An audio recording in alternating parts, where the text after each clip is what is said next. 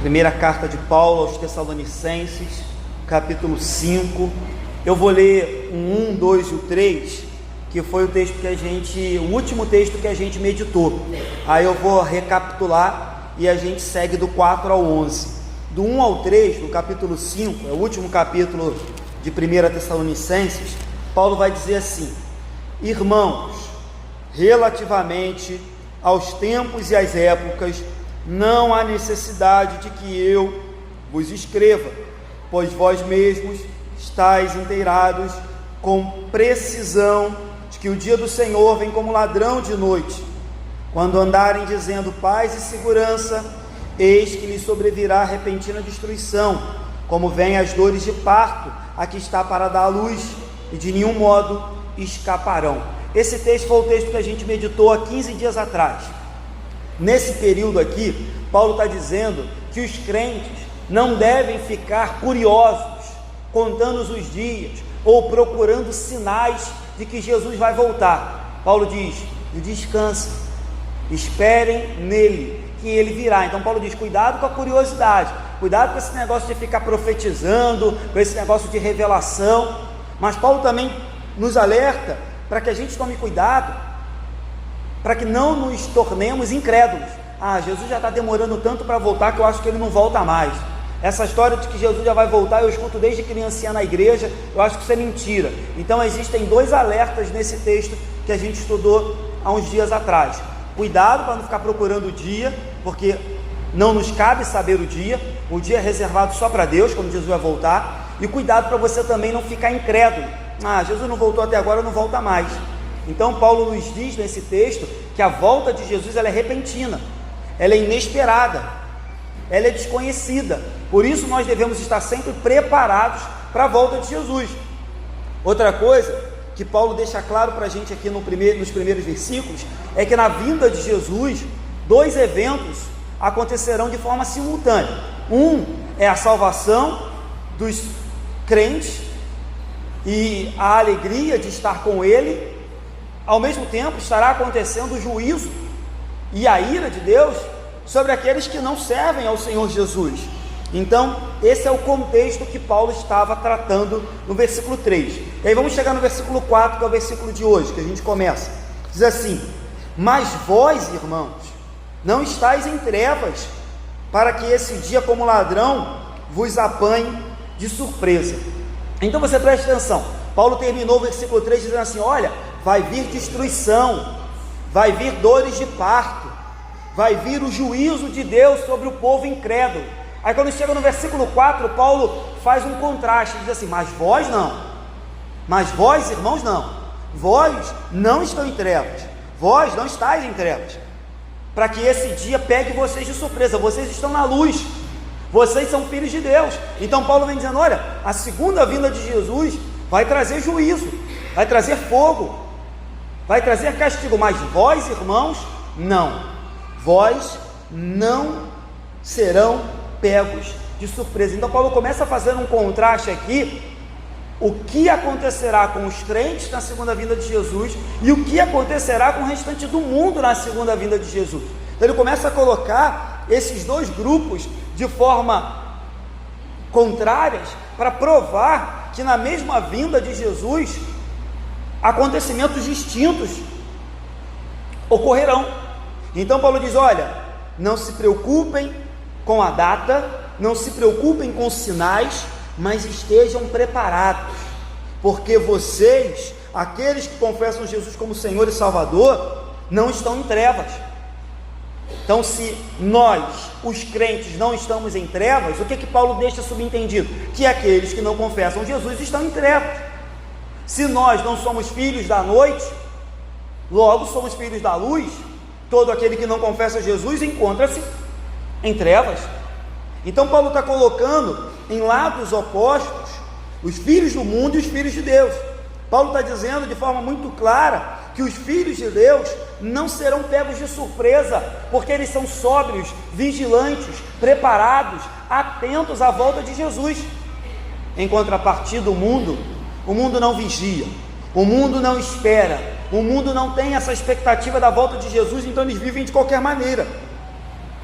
Então Paulo diz: mas vós, irmãos, vós não estáis em trevas, para que esse dia, que dia? O dia da volta de Jesus. Se você olhar na sua Bíblia, o dia está em letra maiúscula, para que esse dia, como ladrão, vos apegue de surpresa, vos apanhe de surpresa. Então aquele dia, o dia em que Jesus vier, vai pegar muita gente de surpresa. O versículo 3 disse isso. Eles vão estar dizendo paz, segurança, vão estar vivendo como se nada mais importasse, e de repente a trombeta soará, e dos altos céus Jesus virá.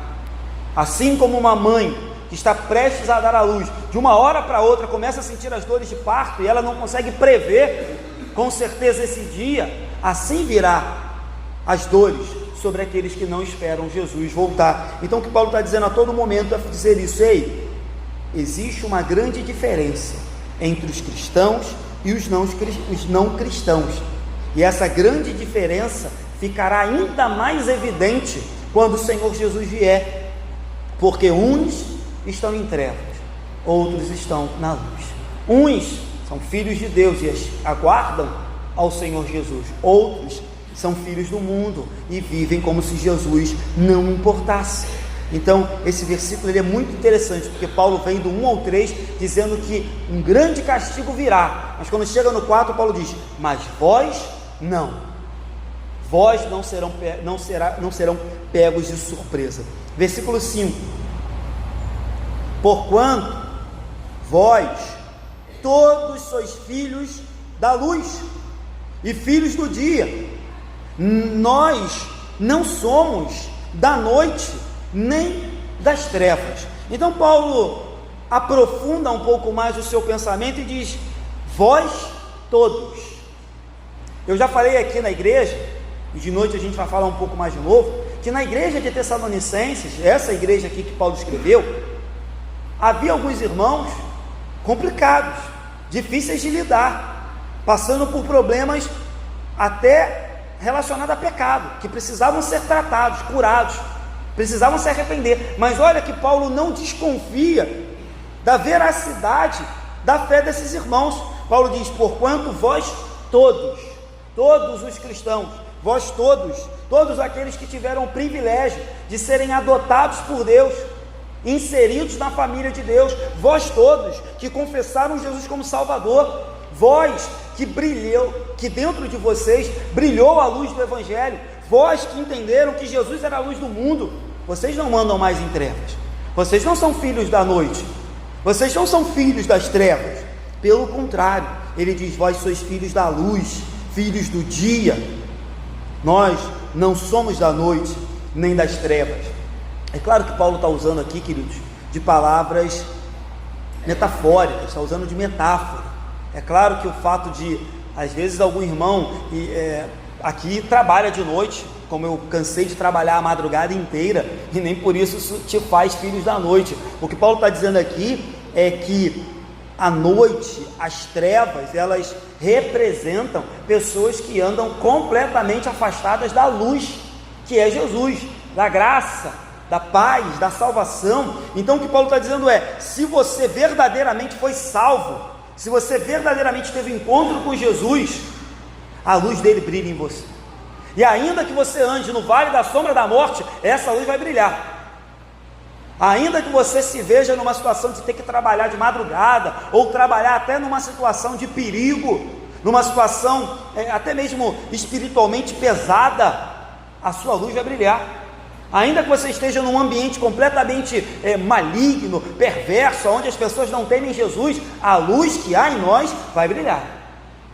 Se um dia Jesus entrou na nossa vida, irmãos, houve uma transformação, e essa transformação vai brilhar. E aí eu não estou dizendo de você a todo momento andar com camisa escrito Jesus, ou você a todo momento andar com a Bíblia debaixo do braço e ficar pregando. Isso é bom, mas a nossa vida transformada, pura e simples, ela brilha a luz de Jesus. É muito bom abrir a boca e falar o que Jesus fez na nossa vida, o que Ele pode fazer pelos outros, mas aqueles que têm Jesus, irmãos, antes mesmo de abrirem as suas bocas, brilham a luz de Jesus. transmitem a graça, a paz, a diferença, o perdão, a misericórdia. E aí, de novo, eu sempre faço questão de chamar a atenção: se isso não tem acontecido na nossa vida, um alerta tem que acender, e a gente tem que se perguntar: o que aconteceu comigo? O que tem acontecido comigo? Por onde eu tenho andado? Porque se a luz não brilha mais em mim, se eu tenho me assemelhado mais com os filhos da noite, com os filhos das trevas, algo tem acontecido. Então, embora os salvos em Cristo Jesus não saibam o dia que Ele vai voltar, nem a hora, nós vivemos preparados, porque a luz de Cristo já brilha em nós. Nós, à semelhança daquelas virgens prudentes, nós temos azeites em nossas lamparinas, e quando o Mestre voltar, nós estaremos preparados, porque dentro de nós brilha a luz do Evangelho. Olha que interessante, no versículo 5, Paulo começa falando assim: vós sois filhos da luz, está falando da igreja. Aí no meio do versículo ele muda para nós, ele se inclui, ele diz: nós não somos da noite nem das trevas. A maioria dos teólogos diz que Paulo troca de vós para nós, e ele se inclui porque a partir de agora ele vai puxar a orelha, ele vai exortar a igreja. E aí, para que a exortação seja mais bem recebida, ele se inclui.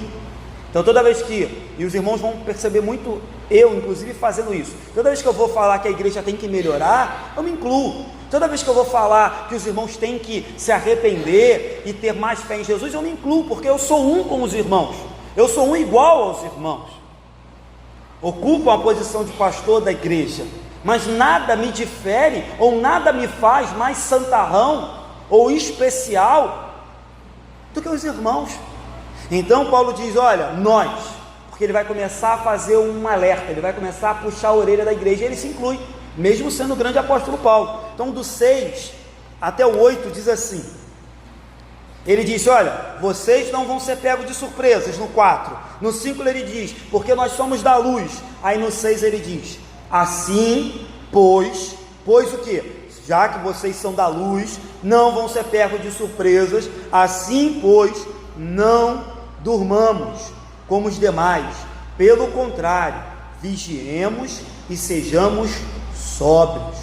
Ora, os que dormem, dormem de noite, e os que se embriagam, é de noite que se embriagam. Nós, porém, que somos do dia, sejamos sóbrios. Novamente, irmãos, eu não preciso dizer, mas vou falar assim mesmo, que Paulo está usando de palavras no sentido de metáforas. Paulo não está dizendo que é proibido dormir, né? Quando Paulo diz assim, pois os que dormem de noite, não durmamos. Paulo não está dizendo que o crente deve viver numa constante vigília, que o crente deve viver numa constante insônia. Pelo contrário, a Bíblia diz que em paz deito e logo pego no sono. Isso é bênção. Pelo contrário, eu hoje mesmo estava falando com a Lucete, há uns dias atrás eu fiquei alguns dias com dificuldade de dormir, e nunca tive dificuldade de dormir. O Lucete também estava compartilhando comigo que ela já teve alguma dificuldade para dormir, e a gente sempre ora para que possamos dormir com paz. Então, Paulo está proibindo aqui o crente de dormir, irmãos. Paulo está mais uma vez usando de metáforas para mostrar que o dormir aqui é viver de maneira totalmente desligada para Jesus. Sabe quando você fala com alguém e a pessoa, aí você fala: ó, tá dormindo? Escutou o que eu falei? Não escutou o que eu te pedi? Né, esposa? Às vezes você fala: esposa, dá uma xícara de café. Aí ela esquece e fala: tá dormindo, Ilana? Ilana é meio desligada. Ilana é muito atenta para umas coisas, mas para outras acho que é de propósito. Ela é meio desligada. Aí você fala: tá dormindo? A pessoa não está dormindo literalmente, mas o fato da pessoa estar desligada, você fala: tá dormindo? Tá dormindo em pé? No militarismo tem muito isso, né? A gente dorme literalmente em pé, porque no militarismo, quando você está sentado dormindo, geralmente o superior diz: ó, fica em pé, para você não dormir. Quem diz que não dorme? A gente dorme em pé, mas dorme. Então Paulo está dizendo aqui: olha, não é dormir no sentido literal, porque dormir, até o próprio Deus nos diz que devemos descansar do trabalho. O próprio Deus descansou após criar todas as coisas. O dormir aqui é viver de forma relaxada, é viver de forma desproporcional ou desproposital à volta de Jesus, é viver um relaxamento espiritual, é viver um relaxamento moral. Tipo assim: Jesus não volta mais mesmo, então vou dormir, vou viver desligado, vou viver desatento, vou viver sem nenhum engajamento na causa de Jesus. E existem duas passagens dessa que falam sobre viver relaxadamente, que é bem interessante.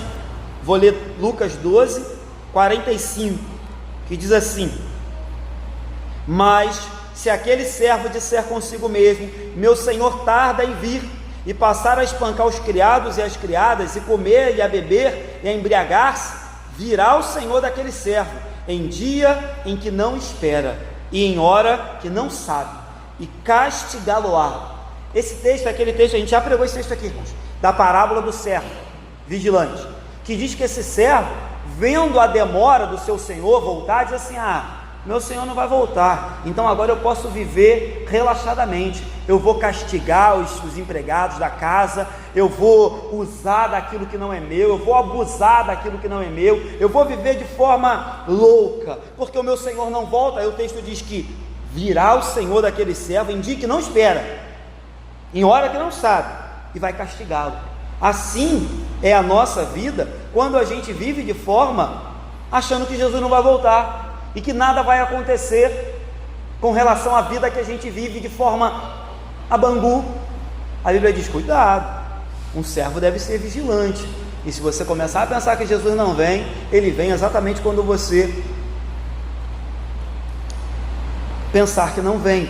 Em Mateus capítulo 25, não vou ler o texto todo, tem a parábola das 10 virgens, que eu já citei aqui, e a Bíblia vai nos dizer que 5 das virgens foram prudentes e tinham azeite guardado para a madrugada, para quando o Senhor, ou o noivo nesse caso, voltasse. Mas 5 das virgens foram imprudentes e dormiram, literalmente dormiram tanto, as 10 dormiram, para falar a verdade. Então você vê que o problema não está em dormir, o problema está em não estar preparado, porque as 10 dormiram, mas 5 dormiram deixando as suas lâmpadas cheias de azeite, 5 dormiram deixando as suas lâmpadas vazias de azeite. Então quando Paulo diz que nós não devemos dormir aqui, irmãos, é para que a gente tome cuidado, para não viver uma vida de sono espiritual. É isso que Paulo está falando. E pelo incrível que pareça, irmãos, cada dia que passa dentro das igrejas, o que a gente mais percebe são pessoas dormindo um sono espiritual. Elas estão acordadas para tudo, acordadas para os eventos, elas estão acordadas para a festa do Aipim, elas estão acordadas para o trabalho, para a faculdade, para o emprego, para o concurso, elas estão acordadas até para tomar conta da vida do vizinho, mas elas dormem espiritualmente. Isso é lamentável. Pessoas que são ativas até dentro da igreja, pessoas que trabalham, mas quando você vai olhar a área espiritual da vida daquela pessoa, ela dorme há muito tempo. Isso é preocupante, a gente deve tomar cuidado. Outra coisa, é claro que a gente não pode levar isso ao pé da letra, quando Paulo diz assim: os que se embriagam, é de noite que se embriagam, os que dormem, dormem de noite. É claro que a gente não pode levar isso ao pé da letra, senão a gente não vive. Mas convenhamos, irmãos, hoje em dia, andar de noite está cada vez pior e cada vez mais difícil. É claro que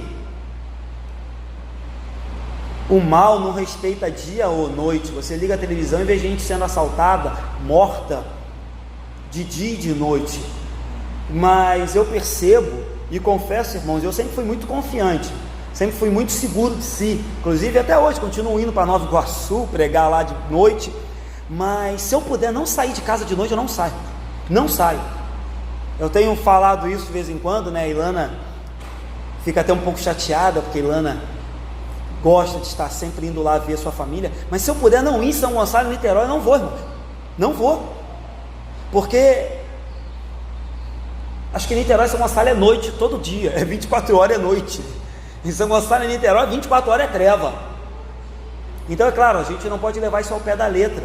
Até porque se a gente levar isso ao pé da letra, a gente não vive. Se eu me restringir de dar um passeio à noite com medo, eu não vivo. Mas eu confesso, irmãos, que hoje em dia, se eu puder não sair da minha casa de noite, ou se eu puder evitar qualquer situação que me coloque em risco, eu evito. Porque os dias são maus. E a palavra do Senhor diz: cuidado. Ah, pastor, é cuidado que anoiteceu, tem que correr para casa? Não, mas eu estou dizendo que a gente deve estar a todo tempo vigilante, principalmente nos momentos de trevas que a nossa sociedade tem vivido. Então Paulo diz: olha, não durmam. Segundo ponto, Paulo diz: vigiem. Paulo diz: assim pois não durmamos como os demais, pelo contrário, vigiemos e sejamos sóbrios. Então Paulo diz: olha, ao contrário daqueles que dormem, que não estão nem aí para Jesus e para a vida espiritual, vocês devem vigiar, vocês devem ter uma vida santificada, uma vida espiritual e moral reta. E aí preste atenção, o fato de nós não sabermos quando Jesus vai voltar, isso deve ser um motivo para a gente vigiar, porque a gente não sabe, então tem que estar sempre vigilante.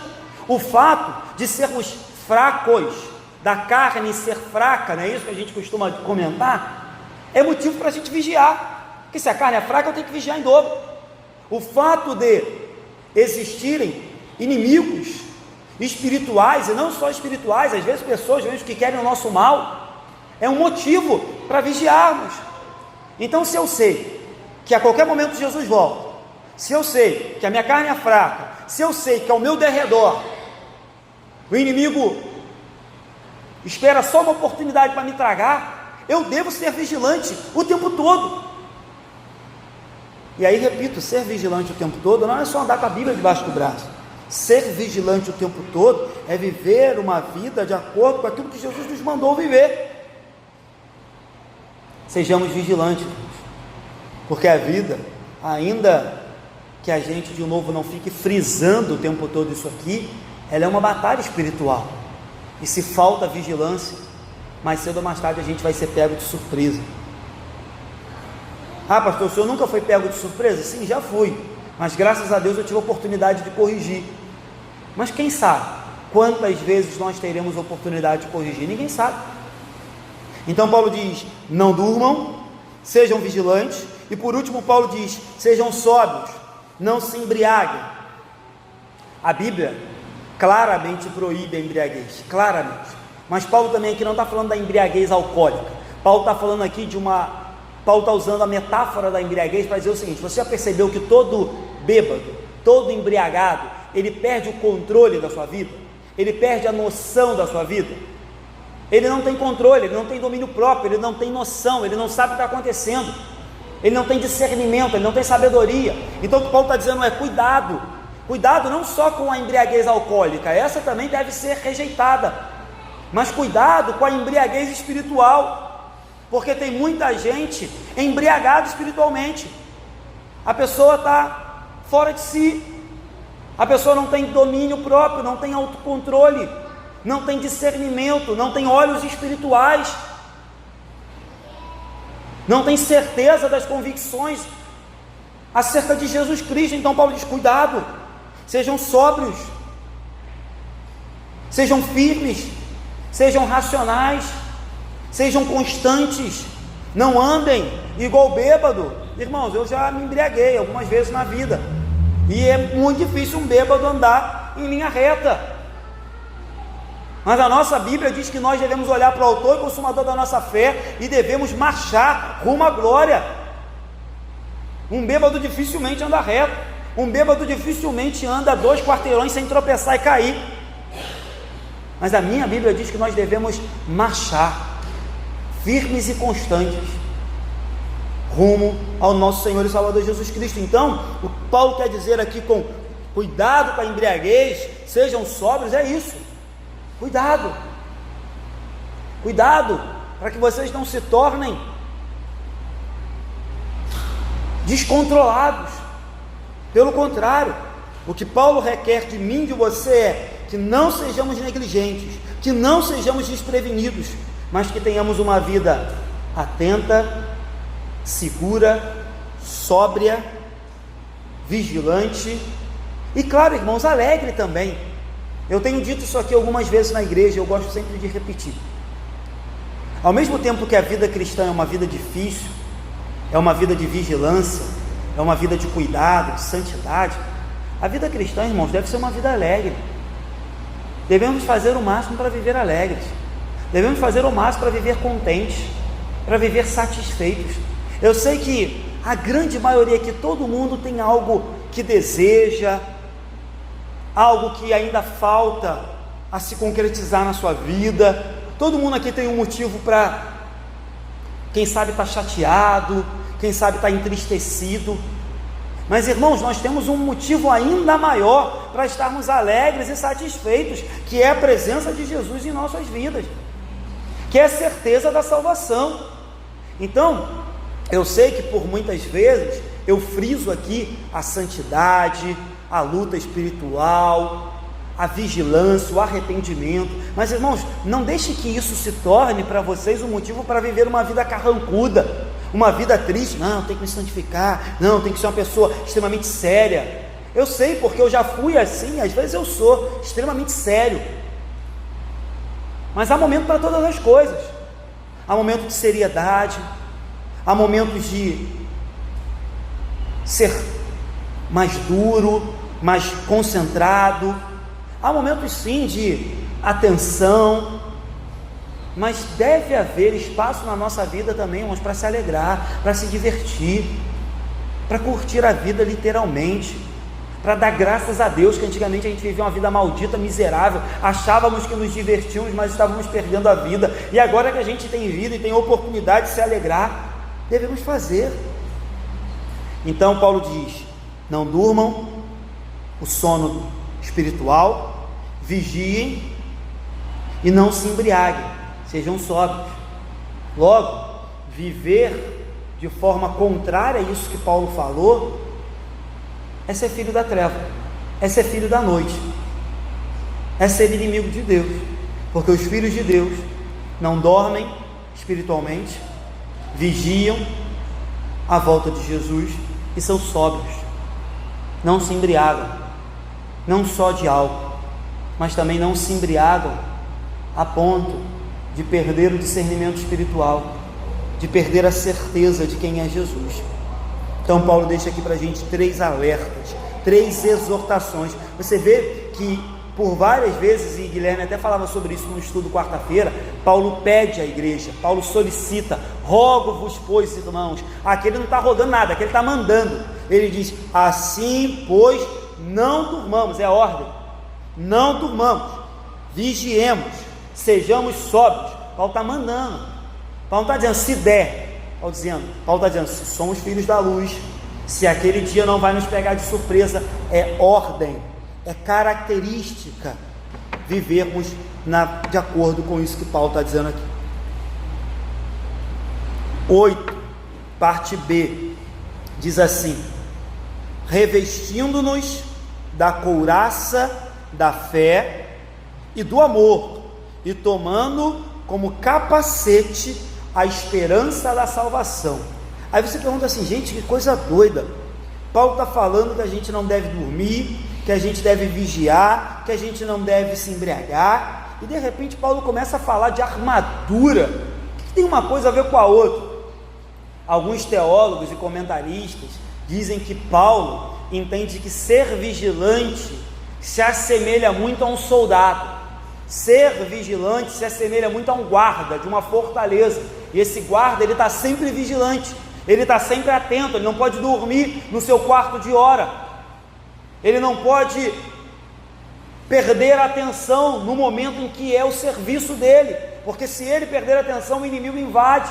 Então o que Paulo está dizendo é: a nossa vigilância não é só uma vigilância, como vou dizer, passiva. A nossa vigilância é uma vigilância também ativa, é uma vigilância que se assemelha a um guarda, a um soldado, a um exército. Devemos esperar a volta de Jesus combatendo, devemos esperar a volta de Jesus armados e preparados com a couraça da fé e o capacete da salvação. Então Paulo diz: olha, não é apenas deitar na rede e esperar, é estar pronto para a batalha, é estar pronto para a segunda vinda de Jesus, é estar pronto para aquilo que der e vier, é estar pronto para repelir os dardos inflamados do maligno, é estar pronto para dizer não ao pecado, ao banquete, e as tentações que esse mundo tem para nos oferecer. E como fazer isso, Paulo? Não durmamos, vigiemos, não nos embriaguemos, pelo contrário, revestindo-nos da couraça da fé e do amor, tomando o capacete da esperança da salvação. Fé e amor, queridos, constituem a armadura do crente. É claro que é bom ter dons espirituais, é claro que é bom ter talentos que Deus concede à sua igreja, mas você percebe que Paulo diz que o que faz a armadura do crente é ter fé em Deus, amor ao próximo e amor a Deus. Às vezes as pessoas acham que o que constitui a armadura de um crente é se ele tem poder, é se ele fala alto, se ele bate o pé no chão, se ele profetiza, se ele revela, mas Paulo diz não, a armadura do crente é ter fé, amor e esperança. Essas são as características de uma armadura de um crente. Até porque você deve conhecer, e eu também conheço, pessoas que tinham muito poder, mas que caíram em escândalos absurdos, em pecados terríveis, cometeram deslizes horríveis, e a pessoa diz, mas como pode? Aquela pessoa era tão cheia do poder, tinha tantos dons, o que aconteceu com ela? Talvez ela tinha muito poder, mas não tinha fé, amor e esperança, que são as características da armadura de um crente. Pregava muito bem, posso citar aqui Caio Fábio, arrastou multidões há uns 20, 30 anos atrás, e hoje, apóstata, perdido. O que aconteceu?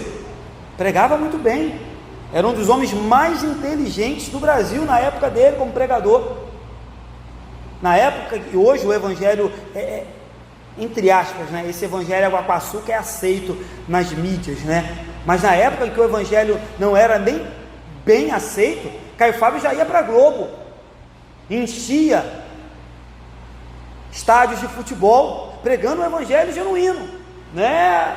Oba-oba não, adulterou, caiu, começou a defender um monte de coisa errada e nunca mais se reergueu. Por quê? Estava cheio de dom, pregava que era uma beleza, mas não entendeu que o que realmente faz de um crente forte é a fé, o amor e a esperança. Que a gente possa aprender isso, irmãos. Repito, é bom ter dom.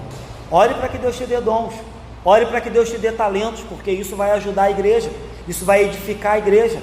Mas não esqueça que de nada adianta ter dom e talento se você não tiver revestido da fé, do amor e do capacete da esperança da salvação. Isso que importa, isso que importa.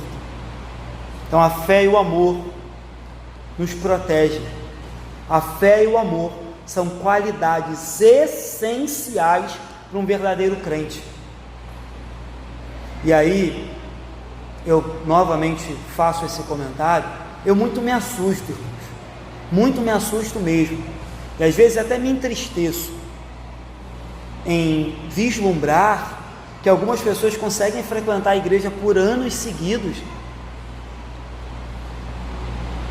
e não entender que nós devemos a cada dia crescer na fé, crescer no amor para com Deus e para com o próximo, e aumentar a nossa esperança na pessoa de Jesus.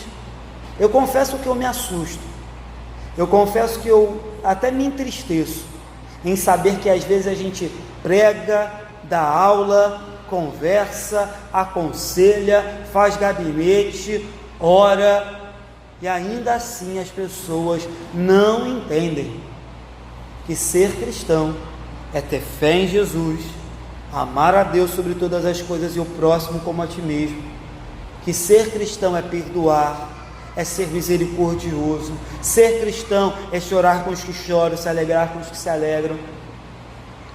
Eu confesso que às vezes como pastor, e eu sou mesmo fraco, eu me sinto até fraco diante de algumas situações, porque eu gostaria de abrir o coração, abrir a cabeça de algumas pessoas e falar, colocar aí, ver se entra nessa cabeça, ver se entra nesse coração, porque é difícil, queridos, é difícil você entender Como que algumas pessoas podem entrar e sair domingo após domingo das igrejas e não compreenderem que as características de um verdadeiro cristão é fé, amor e esperança? Muito difícil. Vamos lá, 9 e 10. Porque Deus não nos destinou para a ira, mas para alcançar a salvação mediante nosso Senhor Jesus Cristo, que morreu por nós, para que, quer vigiemos, quer durmamos, vivamos em união com Ele. O texto começa de forma sensacional, quando ele fala que nós devemos nos revestir da fé do amor e colocar o capacete da salvação. Ele diz: sabe por que vocês têm que fazer isso? Porque vocês foram destinados não para a ira, mas para alcançar a salvação mediante Jesus. O que Paulo está dizendo é: olha, a esperança da salvação que eu falei no versículo 8, ela não é uma utopia, ela não é uma esperança vazia, ela é uma esperança certa. Por que ela é certa, pastor? Porque Deus não nos destinou para a ira, mas para alcançar a salvação mediante Cristo Jesus. Pastor, eu tenho esperança na volta de Jesus, mas será que eu vou conseguir? Irmãos, a sua esperança reside no fato de que Deus não nos destinou para a ira, mas para a salvação. E se Deus nos destinou para a salvação, o destino é certo, irmãos, em nome de Jesus. Se Deus destinou, poderia algo nesse mundo, acima do céu, abaixo da terra, tirar aquilo que Deus destinou? Paulo diz: porque Deus não nos destinou para a ira, mas para alcançar a salvação. E aí, talvez a palavra alcançar salvação coloque uma ênfase grande naquilo que fazemos. E é verdade que nós temos uma participação na nossa vida espiritual, mas para que não ficasse uma dúvida acerca de por que a gente é salvo, Paulo diz: Deus não destinou você para a ira, mas para alcançar a salvação. Alcançar como? Mediante Jesus Cristo. Ponto. A salvação é mediante Ele. A salvação, ela reside nele. A salvação é porque Ele morreu. A salvação é porque Ele viveu. A salvação é porque Ele ressuscitou. A salvação é porque Ele fez. A salvação é porque Ele se deu, Ele se entregou, e não porque nós fizemos alguma coisa. Repito, há sim uma parte que cabe a mim e a você: santificar, buscar a Deus e outras coisas. Mas a nossa salvação, a razão da nossa esperança, não está nessa terra, não está em mim nem em você, nem nessa igreja. A razão da nossa esperança está porque Deus me destinou para alcançar a salvação em Cristo Jesus. Eu não fui destinado para a ira. Perceba, a teologia da glória não pode ser separada da teologia da cruz. É impossível falar de uma teologia da glória, da salvação, das bênçãos, da vida eterna, da paz, sem lembrar da teologia da cruz. Ele morreu, Ele derramou seu sangue, Ele sofreu, Ele pagou os nossos pecados, porque Paulo diz: mas Deus nos destinou para alcançar a salvação por meio do Senhor Jesus, que morreu por nós. Que morreu, para quê? Para que, quer vigiemos, quer durmamos, vivamos para Ele. A teologia da cruz, irmãos, anda de mão dada com a teologia da glória. Por isso que é impossível separar a morte e o sacrifício de Jesus com a salvação e a vida eterna. Por isso que é uma blasfêmia vender salvação. Por isso que é uma blasfêmia condicionar a salvação à igreja A, B, C ou D, ou ao pastor. Por isso que é uma blasfêmia condicionar a salvação com quanto de dinheiro você dá na igreja. É blasfêmia, porque a teologia da glória, ela anda de mão dada com a teologia da cruz, e não com este mundo. Porque Ele morreu por nós. A Bíblia cansa de dizer que o bom pastor deu a sua vida pelas ovelhas. A Bíblia cansa de dizer que esse bom pastor voltará para buscar as ovelhas e não os bodes. que o Deus Todo-Poderoso recolherá o trigo e não o joio. Então Jesus é o bom pastor que deu a vida pelas ovelhas. E aí lembremos aqui, ele diz, quer vigiemos, quer durmamos. E Paulo está dizendo de dormir aqui, é o sono da alma. O sono da alma que eu estou querendo dizer aqui, eu já expliquei isso aqui na igreja, mas deixa eu explicar de novo, é quando a gente morre e a gente dorme para este mundo. Então Paulo está dizendo quer morramos, quer vivamos, Jesus voltará para que vivamos eternamente com Ele. Então Paulo não está dizendo aqui de dormir, tirar um cochilo. Paulo está dizendo, quer vivemos para Jesus, quer morremos em Jesus, Ele voltará. A Bíblia nos diz que nós estamos unidos em Jesus, e nada pode nos separar dessa união. A Bíblia diz que nós estamos em Cristo, e nada mais pode nos tirar de Cristo. A Bíblia diz que nós morremos com Ele, e com Ele ressuscitamos. A Bíblia diz que Deus já nos vê assentado nas regiões celestiais com Cristo. A Bíblia diz que não somos deste mundo, que nós somos peregrinos, que a nossa morada é no céu. Ou seja, irmãos, nada pode nos deter nesse mundo, porque Deus não nos destinou para a ira, mas para alcançar salvação. E se quem destinou a mim e a sua vida é o Deus Todo-Poderoso, nada nesse mundo pode mudar aquilo que Deus tem reservado para mim e para você. Nada nesse mundo pode frustrar os planos de Deus, o projeto de Deus, a promessa de Deus. Por quê? Porque quem destina é Ele, quem escreve os nossos dias é Ele. A Bíblia diz que todos os nossos dias estão escritos. A Bíblia diz que nenhum dos planos de Deus pode ser frustrado. Assim sendo, irmãos, quer vivamos, quer morramos, é para Ele, é para a glória dEle, nada foge dEle. Versículo 11, para a gente terminar. Consolai-vos, pois, uns aos outros, e edificai-vos, reciprocamente, como também estás fazendo. Paulo termina esse trecho, assim como ele terminou o final do capítulo 4. No capítulo 4 ele diz, consolai-vos, pois, uns aos outros, com estas palavras. Esse foi o final do 4. E agora nesse finalzinho ele diz, consolai-vos e edificai-vos. Com o que, pastor? Com o que Paulo acabou de falar. Paulo diz, ei, procure o seu irmão e diga para ele, se alegre, nós não somos das trevas, somos da luz.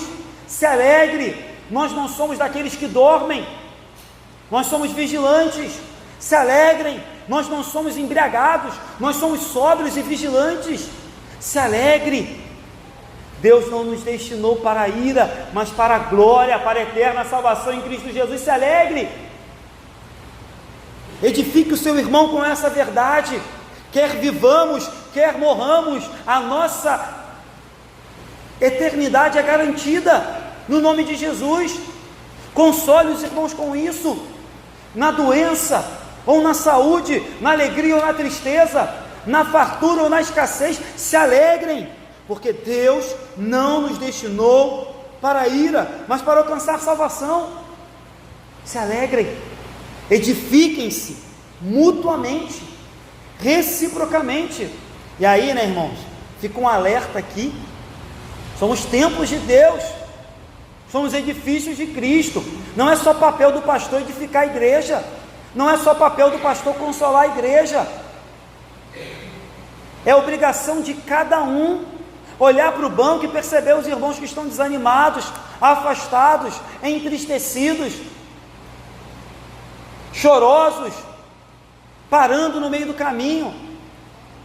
Não compete só o pastor edificar e consolar a igreja. Grande parte do trabalho da igreja, até que Jesus volte, é consolai-vos uns aos outros e edificai-vos. Lembrem ao seu irmão, lembre que Jesus virá, lembre que a volta é garantida. E aí, de novo, é uma crítica a todas as igrejas, de uma forma geral. A verdade, irmãos, é que alguns se inclinam para ficar buscando o dia que Jesus vai voltar, outros se inclinam para desacreditar, mas a grande maioria já até perdeu a expectativa e a esperança desse dia. A grande maioria já vive como se isso fosse uma grande balela, como se isso fosse uma grande bobagem, como se isso fosse uma coisa irracional, antiga, uma coisa bitolada, retrógrada. Mas a Bíblia diz: irmãos, consolai-vos, edificai-vos. Como? Dizendo que nós somos da luz, somos do dia, nós vigiamos, nós somos sóbrios, nós não nos embriagamos, porque Deus nos destinou para a salvação, porque nós nos revestimos da fé, do amor, da esperança. Nós somos filhos de Deus, irmãos, co-herdeiros de Cristo Jesus. É isso que deve edificar a nossa vida, é isso que deve consolar a nossa vida, é isso que deve nos trazer esperança, de quer seja agora, ou quer seja daqui a anos, Ele vem, e eu fui destinado para passar a eternidade com Ele. Amém? Vamos terminar? 4 rápidas aplicações. Primeiro, a igreja deve aguardar e esperar a segunda vinda de Jesus, sempre vigilante, sempre vigilante. E aí repito, ser vigilante não é simplesmente frequentar o culto, ser vigilante é a cada dia ser mais parecido com Jesus e cumprir os seus mandamentos. Segundo, a vigilância, ela é resultado de uma transformação que aconteceu na vida do crente. O ímpio não pode ser vigilante, o ímpio não espera a segunda vinda de Jesus, o ímpio não quer saber dessa história de galardão, de vida eterna, de céu. Ele quer aproveitar a vida agora, ele quer se beneficiar da vida agora, ele quer se alegrar agora. Então, vigilância, e é por isso que é importante que você se pergunte: eu tenho vigiado? Eu tenho esperado?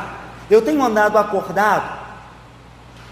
Porque se eu não tenho feito isso, algo está errado com a minha vida. Porque se a vigilância é o resultado de alguém que teve a vida transformada pelo Espírito Santo, alguém que a luz do Evangelho brilhou no coração, e eu não tenho vigiado, ou a luz do Evangelho não brilhou no meu coração, ou ela anda apagada, uma coisa ou outra, porque a vigilância é resultado da transformação espiritual. Terceiro, devemos aguardar a segunda vinda combatendo o bom combate, como Paulo ensinou a Timóteo. Como combater o bom combate, pastor? Revestindo-nos da fé e do amor e colocando o capacete da esperança da salvação. A nossa esperança não é só passiva, a nossa esperança é ativa. A nossa esperança é batalhar